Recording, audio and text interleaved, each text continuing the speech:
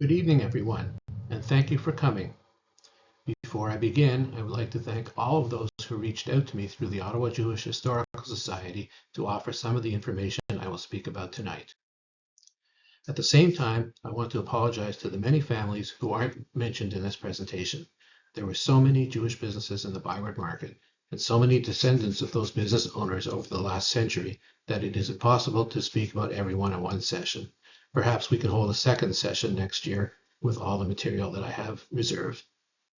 In 1891, the Jewish population of Ottawa was only about 400, and at the turn of the century, about 1,800. Over the next 20 to 30 years, the population doubled, with so many Jews arriving in Canada to avoid the pogroms in Eastern Europe. Most of Ottawa's early Jews lived in the area surrounding the downtown Byward Market area of Lowertown. Many became peddlers, and being close to the market area made it easier to access sellable merchandise and produce. Rents were low, and eventually those peddlers, who initially operated with a horse and wagon, they moved up and were able to rent stores, often living behind or above the store. A license to peddle in Ottawa cost only $9 per year, compared to the $40 for a peddler on foot in Montreal, and $100 in that city for one with a horse-drawn cart or wagon. Once they operated from stores, many of the families lived above the store. A community was developing in the few square blocks that made up the Byward Market. Some of the family surnames in our 21st century Ottawa Jewish community today started with an ancestor who was a peddler. Those names include Dover, Kaplan, Schenkman, Mirsky, Loeb, and Friedman. However, as you can see in this slide, there were many more.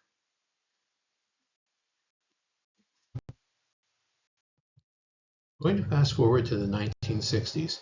It was in this decade that I really got to know the market because at the age of 12, I started helping my dad in our family business, Saslov Meat Market.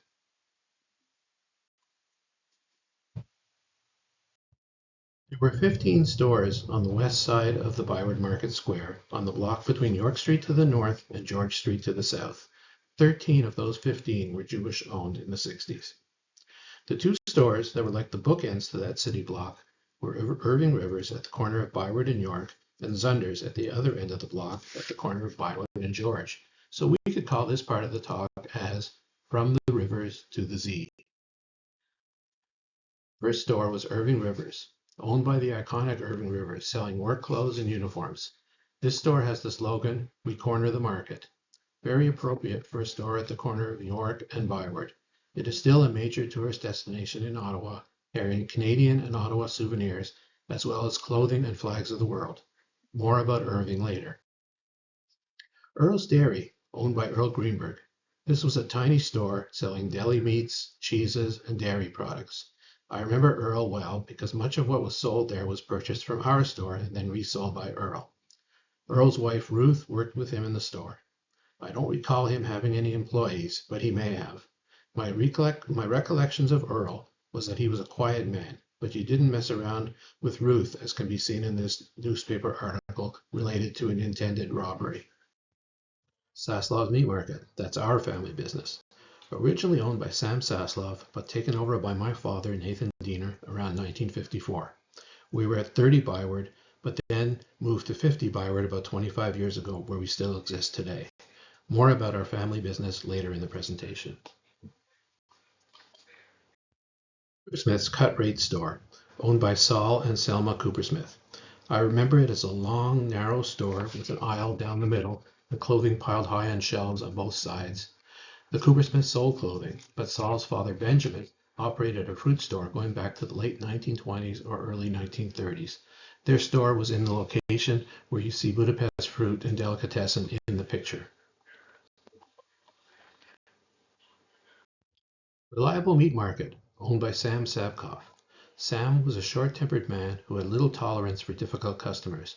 I once saw him chase a woman down the block with a knife in his hand because the piece of cheese he cut off the big wheel weighed 1¼ pounds, and she refused to buy it because she only wanted a pound and not 1 ounce over.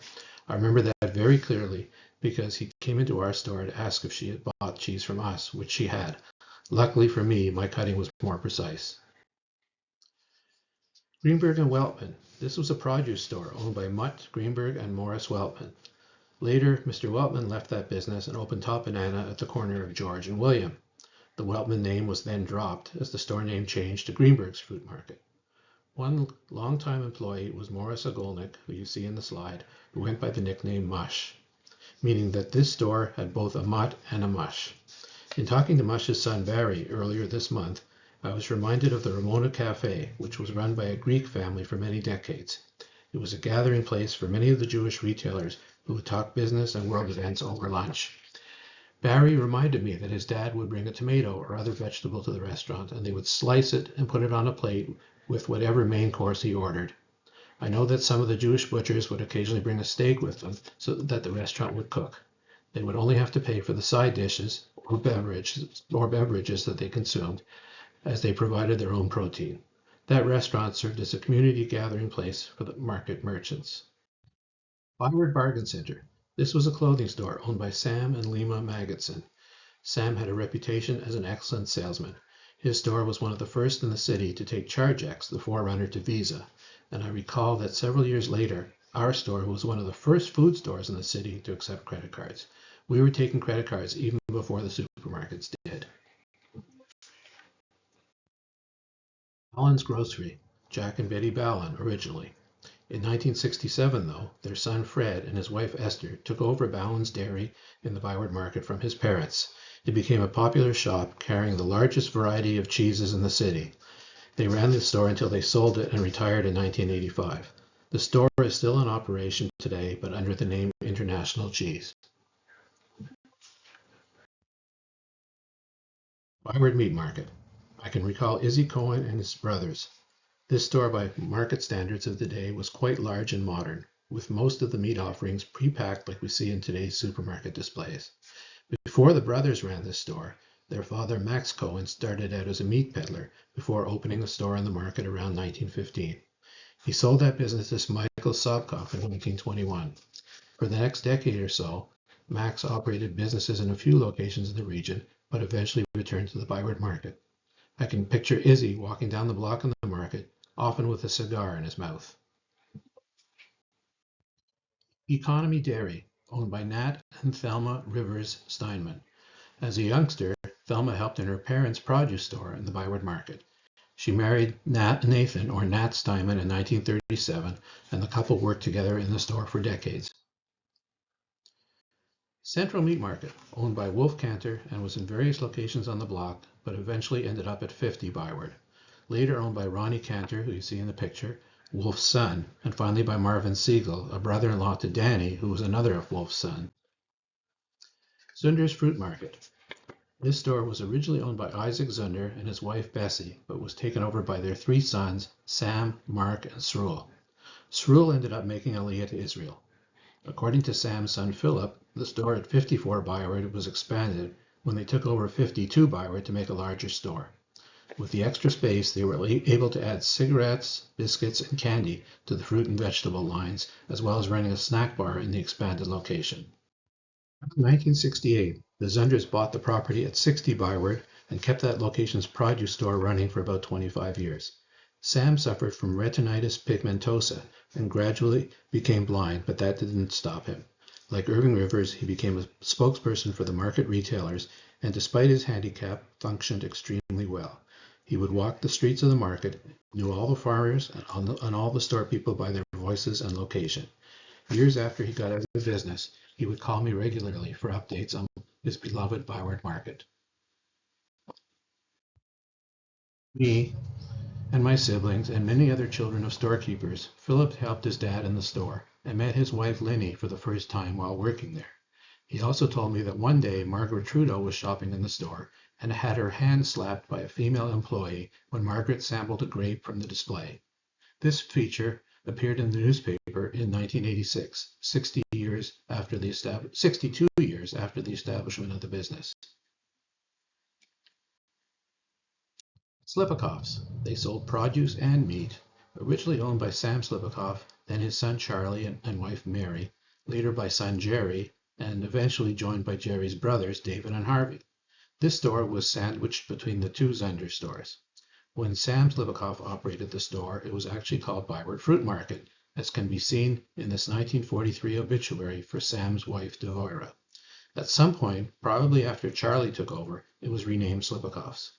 Many years later, a store with no connection to the Slipikoff family took on the Byward Fruit Market name, and it's been operating under that name for the past quarter century. The current owners, although Jewish, have no connection to the Slipikoffs.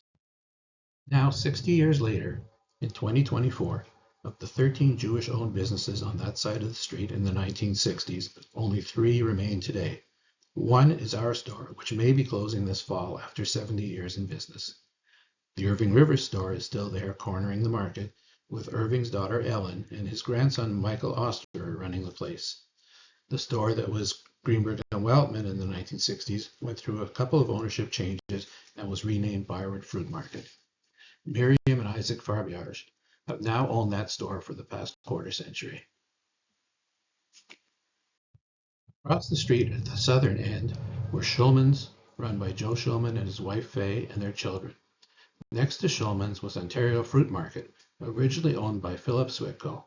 Philip immigrated to Canada in the 1920s and worked as a newsie on the trains selling newspapers before setting up in the fruit business. Later, Philip turned the reins over to his son Irving, known as Little Irving, and son-in-law Irving Berkovich, known as Big Irving. In this 1989 Ottawa Citizen feature, Irving Swayko talks about having to get up at 3 a.m. to drive to Montreal to purchase the best produce, and then to rush back to Ottawa to unload and to set up the store for the day's business, something he did for 15 years. By the time this feature appeared in the paper, there were now 3 stores, and they had been rebranded as the Fresh Fruit Company. Schulman's and Ontario Fruit were next door to each other at the south end of the market building and were both in the produce business. I used to hear stories about one store putting out a sign with a special price for an item, and the other would respond with a sign pricing that item a few pennies cheaper. They would go back and forth, lowering their prices one at a time until one of them finally gave up. Ottawa Meat and Fish, owned by Abraham Saslov, was on the east side of Byward, close to York Street, so at the far end of the building on the right, and not clearly visible in this picture. Around 1964, OMF moved to what was then Eastview, now Vanier, and later to Belfast Road. For many decades, it was the major wholesaler of meat and seafood, serving most restaurants in the Ottawa area.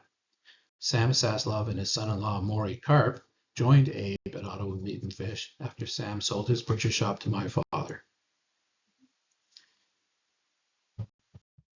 In addition to the Jewish-owned butcher shops in the area, there were several more with non-Jewish owners, totaling about 12 or 13 stores, selling basically the same or very similar products. In those days, Ottawa didn't have supermarkets in every neighborhood like today. Families were larger, and in most cases, the women were at home cooking substantial meat meals almost every day. And most importantly, meat was actually affordable to most. It should be noted that from the more than a dozen butcher shops 60 years ago, ours is the last one standing. The volume of meat, fish, and produce sold on that one block was considerable, as so many shopped in the market from all over the region. On Monday morning, the beef trucks would come to the market, restocking the stores after a busy weekend. They were there most of the morning unloading the quarters of beef destined for the stores. The market was the place to shop and drew thousands of customers every week, the busiest day being Saturday. My 94-year-old mother, who passed away exactly 4 weeks ago, always talked about how it would take her 15 minutes to walk from our store near the corner of York Street, the short distance to Zunder's at the George Street end of the block, because of the huge crowds shopping at the stores or at the outdoor vendor stalls.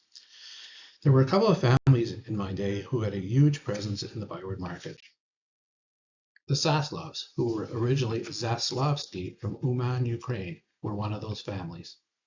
Their patriarch, Jacob, and his wife, Hannah, arrived in Canada after World War I. They and 5 of their children stayed in Ottawa, and 2 children ended up in New York. Jacob became a kosher butcher and set up shop on St. Patrick's Street, east of King Edward, so not quite in the market. However, their 5 children all had businesses in the heart of the market. As I previously mentioned, our store was originally owned by one of the siblings, Sam Saslov. Sam's brother Morris started Albert's Meat Market with his wife Edith's brothers, Morton and Archie Toller, on Mossgrove Street. He eventually split up with the Tollers and changed the Mosgrove store name to Morris Saslov Meats. When Mosgrove Street was expropriated to build the Rito Center, Morris Saslov Meats moved to George Street. The Tollers moved Albert's Meat Market to William Street. They were extremely innovative, with coolers on the upper left level of the building, with motorized rails that would bring the beef up to those coolers. While many of the butcher shops in the market were like what you would have seen decades earlier, Albert's was way ahead of the game with the way they prepared and displayed their merchandise. As previously mentioned, another Saslov's brother, Abe, started Ottawa Meat and Fish, originally at 49 Byward Market. Like his brother Morris, he also married a Toller, another sister of Morton, Archie, and Edith. So now we had two Saslov brothers married to two Toller sisters. A sister, Betty Saslov, married Jack Ballin, and they ran Ballin's Grocery on St. Patrick's Street in the 30s, and then at 40 Byward, where it remained for decades. The last sibling, Mary Saslov, was married to Charlie Slipikoff, and they ran their store at 56 Byward. The River Store, like the Saslovs, had multiple businesses in the market. Irving was at 16 Byward. Irving's wife Ethel, though, was a sister to Mutt Greenberg's wife, Minnie, and the Greenbergs owned the produce store at 36 Byward. A sister of Irving's was Thelma Steinman of Economy Dairy at 48 Byward, and another of Irving's sisters was Goldie, married to Morris Cantor, who was in the meat business on St. Patrick, a little east of the market. Morris's brother, Wolf Cantor, owned and operated Central Meat Market, which was located at 50 Byward Market. Now we're going to travel back in time from the 1960s to the earlier years. A talk about the Jewish history of the market would not be complete if we left out the story of Jacob Friedman. On the wall outside my store is an historical plaque honoring Jacob. This is part of what it says. Jacob Friedman, merchant, well bought, half sold. Born April 15, 1865 in the Ukraine, he arrived in Ottawa in 1891 and established himself in the Byward Market. An entrepreneur of extraordinary talent, vision, honesty, and capacity for hard work, his wholesale grocery business became the largest and most successful in Eastern Ontario, as well as Canada's first cash and carry. Internationally recognized, he held a seat on the Chicago Mercantile Exchange. Here on Byward Square and later on George Street, he conducted his personal real estate and philanthropic affairs, surrounded by dedicated, loyal family and employees. He passed away in 1957. This plaque commemorates the 100th anniversary of the establishment of the Jacob and Leah Friedman family in the city of Ottawa. Jacob Friedman's first business was J. Friedman Wholesale Produce, located at 42 and 45 George Street. Between 1903 and 1929, he acquired most of the income-producing properties on Byward Market Square. He assisted extended family members in opening businesses there. In 1921, relatives Abraham and Dora Lithwick arrived in Ottawa, and with Jacob's help got their business started in the market. A little later, other extended family members, the Cooper Smiths, Eisenbergs, and Greenblatts, also started produce businesses and rented stores from Jacob. Friedman did extremely well and invested his profits in other properties in Ottawa. In the book A Common Thread, which is the history of the Ottawa Jewish community, which is available for purchase from the Historical Society, his grandson, Lawrence Friedman, mentions that Jacob was in New York in the summer of 1929 and noticed that New York wholesalers had stopped buying. He sensed that something was up and telegraphed home to tell his staff to stop buying. When the market crashed in November, beginning the Depression, his Ottawa warehouse was empty except for cash and receivables. With this cash, he was able to buy product for next to nothing and sell to supply his customers.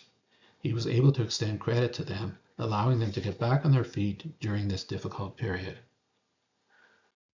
As the only Ottawa Jew on the Chicago Mercantile Exchange, Jacob would travel there every November and was able to buy commodity futures on butter, eggs, and potatoes. He was well known for his knowledge of agricultural markets, farmers, and the weather forecasts. He was also the first member of the Ottawa Jewish community to establish a charitable foundation in his will, and left $400,000 upon his death in 1957 for distribution to Jewish and non-Jewish institutions in Ottawa. Our family has been renting from Jacob's descendants for 70 years. I won't even try to calculate how much rent we've paid over those decades, but I will say that the family has always been good to us and are exceptional landlords, following the good example set by Jacob a century ago. His descendants have continued to succeed doing what Jacob started in both business and philanthropy in Ottawa.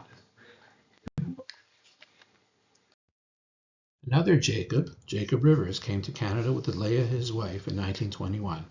Almost immediately, he rented a stand in the market. By 1924, he had enough saved to rent a store at 16 Byward Market, where he sold fruits and vegetables, both wholesale and retail. That business was named J. Rivers Fruits. In 1946, the fruit store gave way to a clothing store, which Jacob ran with son Albert. In 1950, Irving took over the business and renamed the store after himself. He adopted the slogan, "We corner the market," for his shop, which is still displayed prominently today. Irving sold work clothing and supplied uniforms for many Ottawa businesses. He became known as Mr. Market and acted as a spokesman representing market businesses in their dealing with the city and with the media. His message to the politicians of the day was, "Leave the market alone." At some point, Irving got into the flag business. Perhaps it was in 1965 when the new Canadian flag was introduced.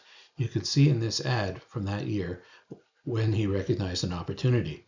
It's interesting that Irving's ad appeared in the Ottawa Citizen right beside my dad's ad promoting rib steaks and roast for 59 cents a pound, or $1.30 per kilo for those of you who think in metric.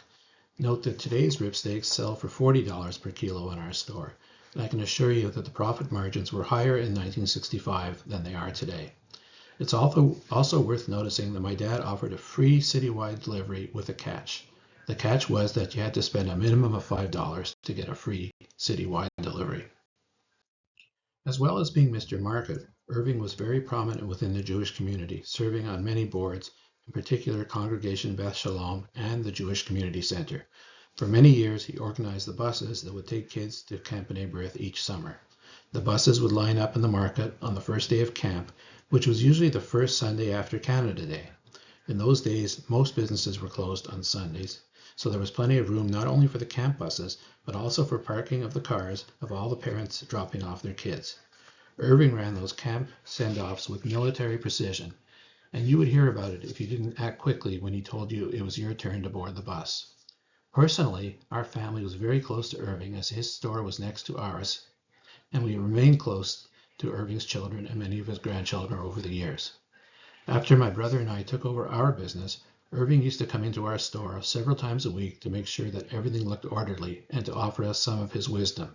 One thing he insisted on, even in our store, was when placing bills in our cash register, all the bills had to be face up with the Queen's head pointing the same way. He also reminded us not to leave too much money in the register in case we ever got robbed, which luckily never happened. I think he felt that with my dad not being in the store every day at this point of his life, Irving had to keep an eye on us and make sure we were acting responsibly. The River Store is still going strong today. Clothing, uniforms, and flags are still a major part of that business, but the store is also a destination for tourists as they carry an extensive line of Ottawa and Canada souvenirs. Irving's daughter Ellen took over from Irving back in the 90s and still goes into the store occasionally, but is now run by Irving's grandson Michael, who has added his own touch to this Byward Market institution. So many of the Byward Market and Rideau Street stores were Jewish owned that on the high holidays almost all of them closed.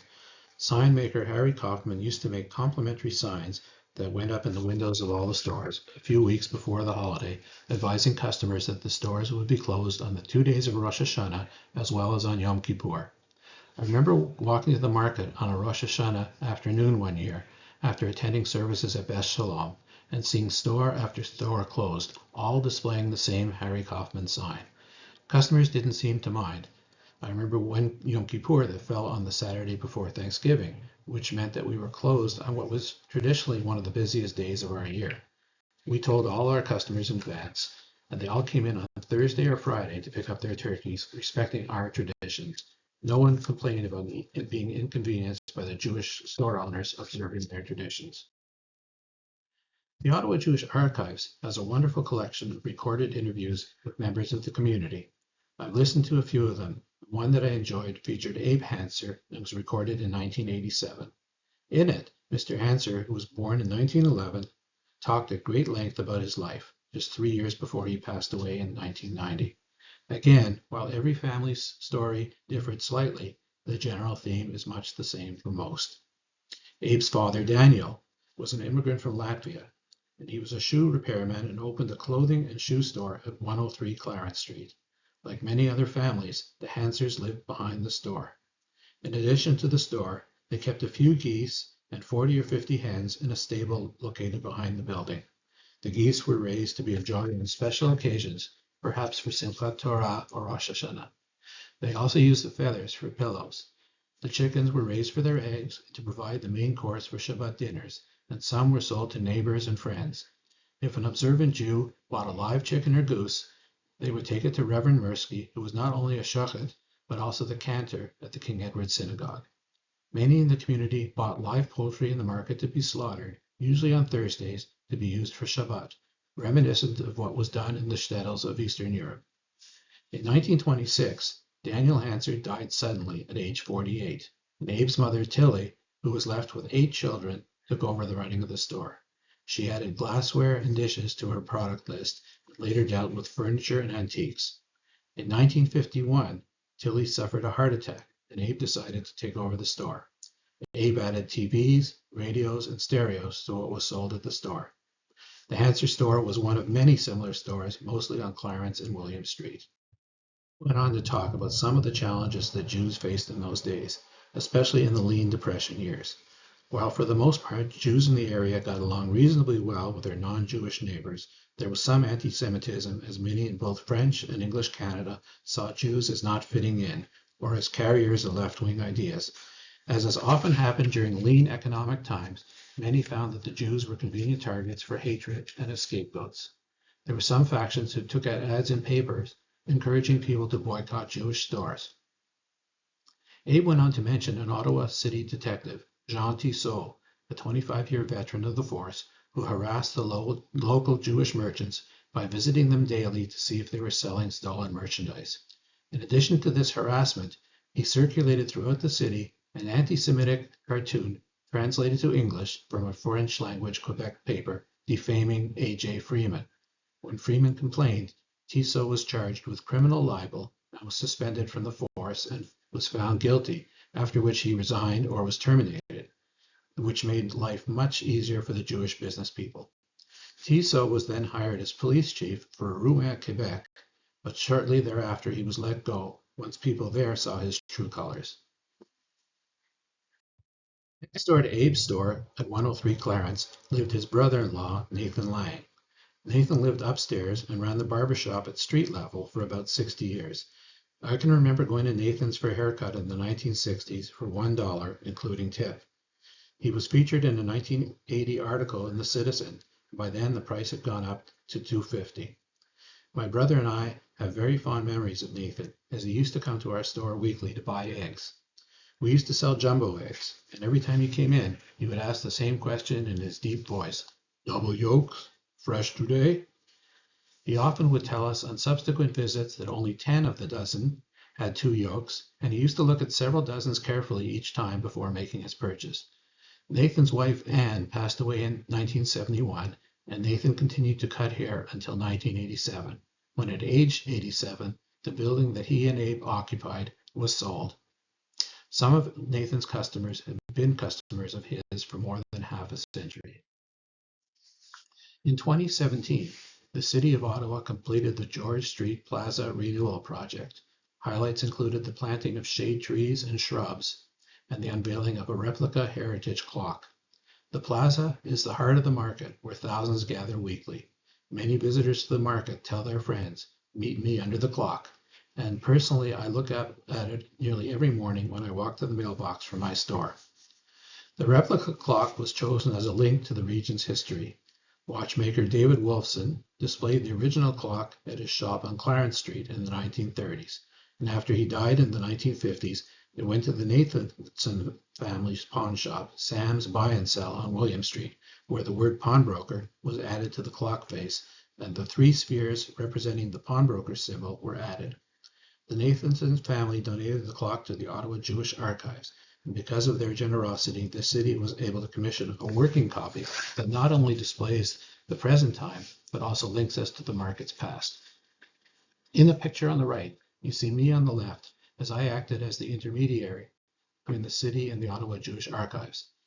In the middle is former archivist Sarah Mortensen, and on the right is Paula Wolfson, daughter of David the clockmaker. Earlier this month, I sat down with Lily Penso and interviewed her on her experiences of growing up in the market area.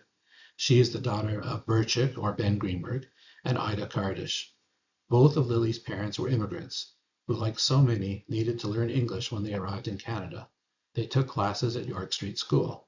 Burchik was originally a peddler, which was probably the most common occupation of new Eastern European Jewish immigrants. He boarded his horse at Cundall's Stables in the Byward Market. Cundall's Stables is still in operation today on York Street. Lily recalled that there were many Jewish-owned pawn shops, clothing stores, and second-hand stores. At age 12, in the mid-40s, Lily went to work at the fruit store owned by Benjamin Coopersmith. Because of her age, she didn't handle the cash, but helped people with their orders and refilled produce displays. Her salary was $3 per day. The store was very hot in the summer and very cold in the winter, so in the cold months, she worked with her winter coat on. There was a little stove in the store, so when it wasn't busy, she and the other employees would huddle around the stove to try to warm up. The store next door was Eisenberg's, another of the many Jewish-owned produce retailers. Lily recalled that most families maintained the traditions they had brought with them from the old country. Her mother used to buy live chickens, usually on Thursday, to prepare for Shabbat, and would take them to Reverend Mirsky and later Bornstein, who took care of the ritual slaughtering. These very fresh birds would then be taken home to be plucked and cleaned. The Greenberg house had a summer kitchen where all this preparation took place. When I talked to Lily, I wasn't familiar with the term summer kitchen, but used Google, who told me that it was a small building detached from the house. Its purpose was to keep the heat generated by cooking out of the main house in the hot summer months. Remember, the chickens were not like what we pick up today in a supermarket or butcher shop. They needed to be plucked and cleaned, which took place in the summer kitchen at Lily's house. Feathers would fly all over the place, making a mess. The pin feathers were not easily removed and had to be burned off with a candle. Even kosher chickens bought from the butcher often still had the pin feathers on them, something that my mother complained about often when she was preparing chicken for Shabbat. Lily also remembered quite vividly the annual tradition of kaparot, which was done between Rosh Hashanah and Yom Kippur. I remember learning about this as a child, but it was never done in my home. The ceremony involved passing a live chicken over one's head 3 times while reciting the required text, with the intent of transferring any harsh decrees that God may have had for you to the bird. The bird was normally slaughtered and then given to needy families. Another item prepared for Shabbat was gefilte fish. La Pointe fish, which is still in operation today, not Jewish-owned, in the market used to have a mashgiach on site on Thursdays, so women preparing for Shabbat could purchase their fresh fish, have them deboned, and then ground. The store kept special kosher knives, cutting boards, and a grinder that was specifically reserved for these observant Jewish customers. In my time, I can recall a few of the Jewish ladies that I used to see in the market at the fish shop back in the 1970s. One important person in the community was the Iceman, Jacob Ages. This is not Jacob in the picture, just a generic picture of an Iceman. He delivered ice daily to the community, as refrigerators were not common in those early years. Lily told me what I had also heard from my mother, who grew up in Montreal, that it was very important to remember to empty the pan, or as they called it, the schissel, that collected the water under the icebox as the ice melted, so that there wouldn't be a flood in the kitchen. York Street Public School had a very large percentage of Jewish students. Virtually all the kids from Lower Town ended up there. After school, there were classes for the Jewish kids that took place at the Talmud Torah building on George Street. The younger kids would go from York Street School to the Talmud Torah building from 4 to 6 p.m., and the older kids went between 6 and 8 p.m. On evenings and weekends, the building served as a community center and social hall where many romances and eventual marriages got their start. Lily told me that many of her generation used to enjoy going to the movies. The most popular theaters were the Français Theatre on Dalhousie and the Rideau Theatre on Rideau Street. She said that for 15 cents, she got to see 2 movies, 1 newsreel, a cartoon, and a serial. There was also the Jewish Theatre Guild that put on plays, for example, the Dybbuk, at the Talmud Torah building on George. And another spot to watch live theater was at the Little Theatre on King Edward. I will now present my vivid recollections from my 60 years working in the market. While this specifically deals with our family business, it will give you some insight into what a typical family business was like in the 60s and 70s. The stores were certainly not as fancy as today's, but were set up to run efficiently and smoothly, selling an amazing volume of product in a relatively small space. I'm going to convey that point by using our business, Saslav's Meat Market, as an example. While every family store is slightly different, they usually started with a new immigrant to Canada from Eastern Europe who ventured into business to support his family. In our case, it was my late father, Nathan Diener. He was a Holocaust survivor who came to Canada in 1948. Within days of arriving, he was working for the Balin family at Ottawa Ironworks. He was there for a few years and then partnered with Jaime Gandel in a butcher shop called D&G Meats on Byward between York and Clarence, the block where Zach's Diner is today. That didn't last long, as in 1954 or 1955, he joined Saslav's Meat Market as a junior partner to owner Sam Saslav. Shortly after joining Sam, my dad bought out Sam's share of the business. My brother Joel and I took it over from our parents over 40 years ago. But as the oldest of 4 children, my involvement with the store and the market goes back to the mid-1960s when, as a 12-year-old, I started helping my dad on Saturday afternoons. My mom would drop me off at Beth Shalom Synagogue in the morning, and she would continue to the store where she worked as a cashier on that very busy day. After shul, I would walk to the market and work until the 6 p.m. closing time. I used to get paid 50 cents for the afternoon's work, which made me one of the richest kids in my class. My 3 siblings and I all spent weekends and summer vacations when we weren't away at camp, at the store, and by the early 1970s, when my sister was old enough to work the cash, all 6 of us could be found there on Saturdays. While we did work, there was some fooling around. I recall one brother, whose name I won't mention, making little balls out of ground beef and throwing them in the air to see if they would stick to the ceiling. He also filled up an employee's boots with sawdust, but for the most part we behaved. We worked hard, but it was fun. We often socialized with other kids our age on the block who were working for their parents, like the Zunders and the Greenbergs. While our store was competing with so many in proximity, there was enough business for all. Every store had its own loyal customer base. The competition was friendly, and we had arrangements with most of the other butchers whereby if we needed something for an order, we could run down the street and borrow the cut we were looking for. And of course, this arrangement went both ways. Our 2 favorite stores to trade with were Morris Saslav Meats, where Al Shapiro and Phil Lazier were always happy to help, and Slipikov's, where Jerry used to tell us to go into his cooler and take whatever we wanted. Jerry didn't even mark down what we took. I kept track of what we took from him as well as what he took from us, and when the list got long, we'd get together and calculate the difference. It was a great way to do business and benefited all of us. My father was an amazing salesman. He would spot strangers on the sidewalk looking at the impressive display in our refrigerated window. He would walk outside, strike up a conversation, and invite the stranger into the store. Often these people ended up walking out with bags of meat and became regular customers after that first encounter. Because of his wartime experiences in Europe, he spoke many languages, making him popular with Italian, Polish, Ukrainian, Russian, and German speakers. His French was not great, but it didn't stop him from speaking it with the many French-Canadian customers. Most of the shop owners in the market, especially the generation that were born in Eastern Europe, were amazing salespersons, as they had come over with nothing, so wanted to work hard to provide for their families. There was a Dominion store on the block between York and Clarence, and often a customer would ask for something like a frozen turkey that we didn't have in stock that day. My dad would tell the customer that we had them in our warehouse around the corner, and then he sent one of us to run to the so-called warehouse to get one. That was the code for one of us to hurry to the Dominion store, grab the turkey, pay for it at their cash, rip the price stickers off the bird as we ran back to our store, and then bring it to our father to sell to the customer. Looking at this picture, you see Economy Clothing, owned by the Shane Bobs, Rubin's Paint, owned by the Rubin family, and Slover's department store in the lower right corner of the picture. After Economy Clothing shut down, the Jewish-owned Creperie restaurant operated there, and also on the block are Zach's, which used to have Jewish ownership, and Blue Cactus, which is still owned and operated by the Firestones. Working in the stores was a great bonding experience and taught us many important lessons.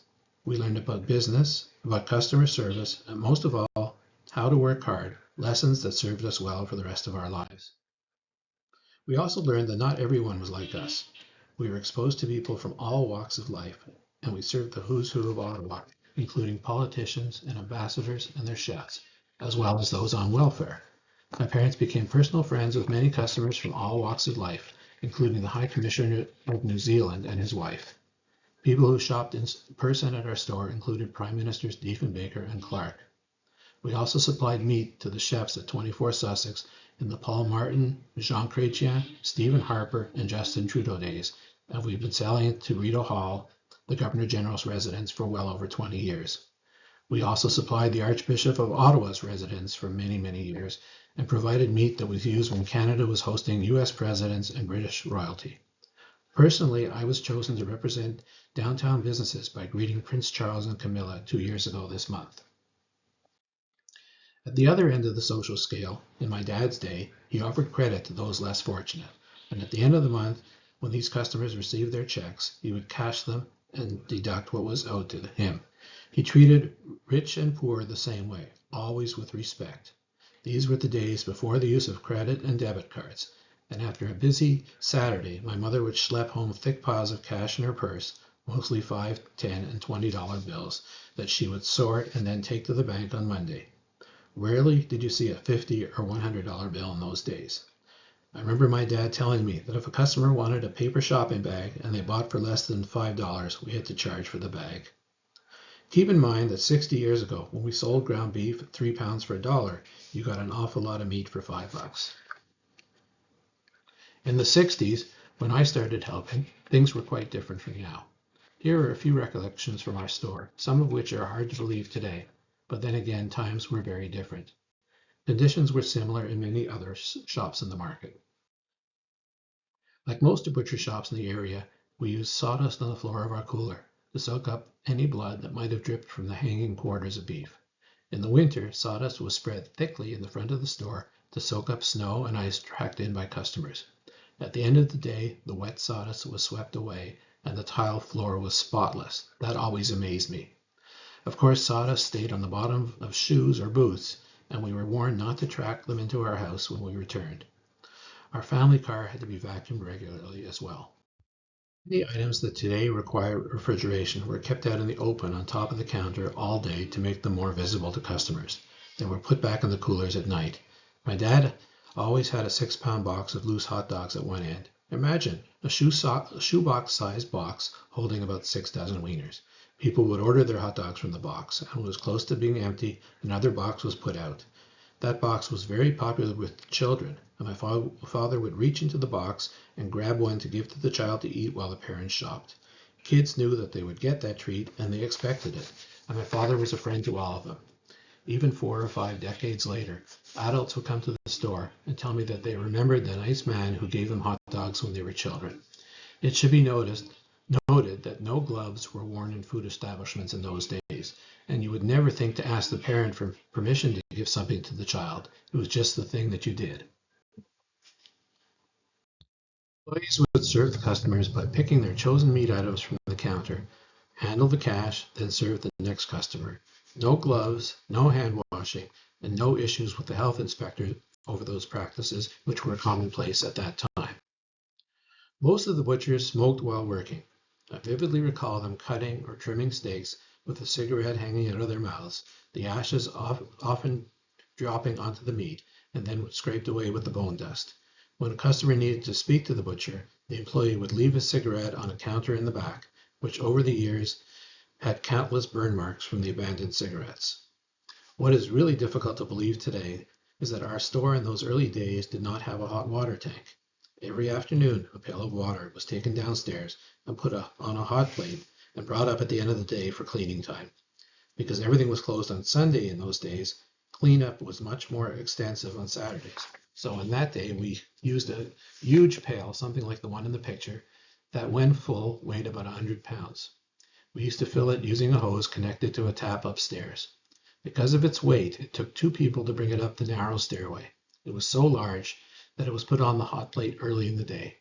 By 5 p.m., it was extremely hot, and it's a wonder that no one ever got scalded carrying it up the narrow stairway. If I remember correctly, a hot water heater did not get installed until the late 1970s.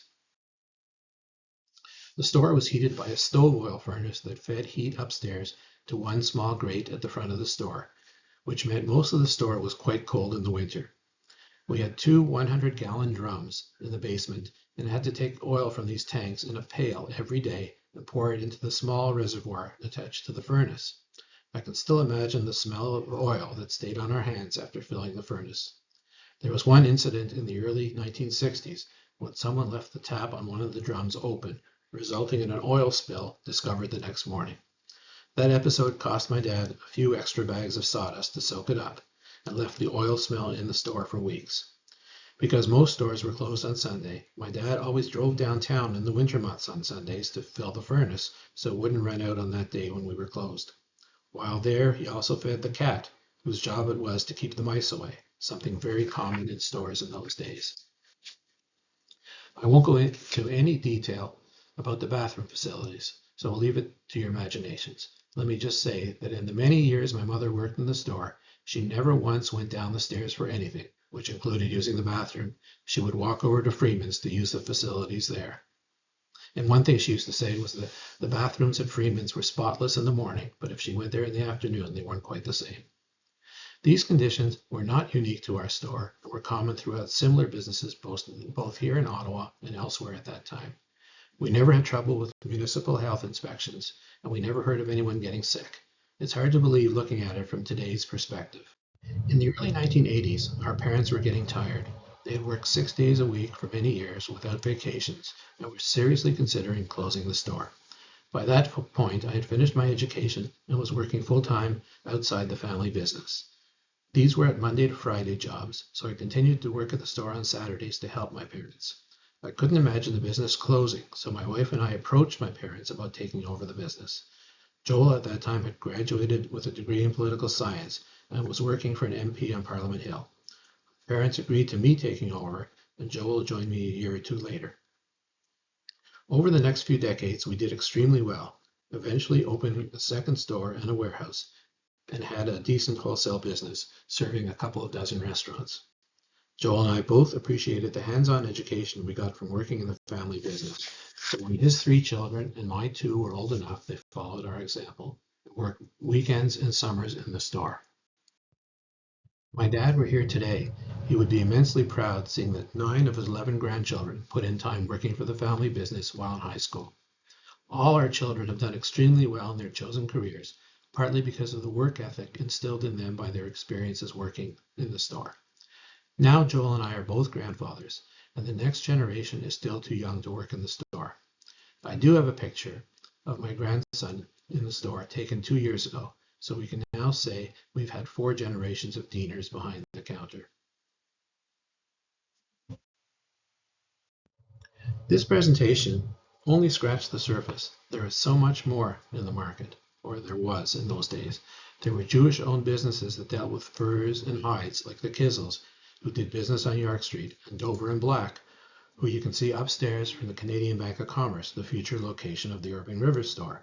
Often these furriers would buy pelts from local hunters and trappers and transform them into beautiful coats or accessories. There were several kosher butchers in the market. They included Badovsky's at 13 Byward Market, Max Cohen, who you see in the middle, and on the right is an invoice for 200 kosher meals and extras sold to the Ottawa Chevra Kadisha in 1957 by Mrs. Eva Goldfield of Ottawa Kosher Catering Service for the very reasonable price of $653. This picture you see Misha Zavar, who operated Ottawa Kosher Meat Market. My parents bought their kosher meat from him, and he catered my bar mitzvah in 1967. You can see Ralph's Furniture Store next door to the Kosher Meat Market. His was one of the many Jewish-owned furniture stores that operated mostly on Clarence and on William Street. Several Jewish tinsmiths operated in the market, mostly making furnace pipes, pails, pots and pans, stovepipes, and garbage cans. Those included Morris Balin, several members of the Applebaum family, and Adolf Davis. Slover's Department Store, founded by Frank Slover. His first retail clothing business was named F. Slover Limited and was located at 69 Sussex. By 1918, Frank moved his business to the corner of William and York in the Byward Market. Slover's continued to grow, and Frank's son Lawrence took over management of the company in 1936. Frank Slover's grandson, also named Frank, started working at the store on Saturdays when he was 12 years old and recalled that his grandfather was among the first merchants to run a fixed-price store in the Byward Market. Before him, there were no price tags, and everyone haggled over price for each purchase. With the growth of shopping malls and national department stores, Slover's suffered the fate of all of Ottawa's homegrown department stores and closed in the late 1970s. In this page from the 1931 Ottawa Journal, it describes the reopening of the store, including the new second floor after a fire. This story and the ad that went with it took up 3 consecutive pages of that day's paper and was a major event in the retail history of Ottawa. Another long-standing institution was Toronto Hardware, located at the corner of Dalhousie and Clarence, where a cannabis store operates today. It served the market area for about 60 years until it was sold in the late 1970s. On the right side of the screen, you see specials from that store in honor of Mayor Stanley Lewis's birthday in February of 1936. It was part of a special promotion where you gained admission to a party being held in the mayor's honor if you brought with you a pot or pan which would go to a needy family. Slover's and several other Ottawa stores participated in this promotion. Slover's advertised aluminum kitchenware for 59 cents each.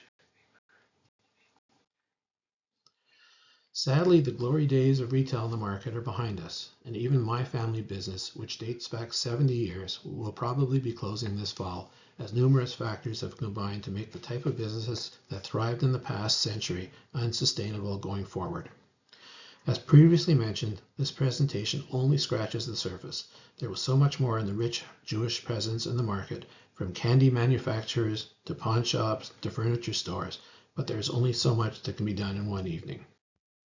A wonderful account of that period in Ottawa is in the biography of Sylvia Badovsky-Kirschman, whose book Lifelines and Other Lines by itself has enough in just its second chapter dealing with settlement in downtown Ottawa to fill a presentation. Sylvia passed away in January of this year at the age of 98 and was a longtime member of the Historical Society and who lived through so much of our community's history. We are so fortunate to have had her share her memories with us. Her book is a great resource for learning about Jewish community life in Ottawa, as are the other 2 books that are on display in this slide. Finally, thanks to Tegan Goldsmith. She is the talented and resourceful archivist at the Ottawa Jewish Archives and is also the executive director of the Ottawa Jewish Historical Society. As someone interested in our community history, I'm very grateful for the fine work Tegan does to preserve and share the treasures of our past. I encourage any of you with an interest in the rich history of our community to take advantage of the archives and to join the Historical Society, which will allow us to continue to record and share the treasures of the past. Thank you for coming out this evening.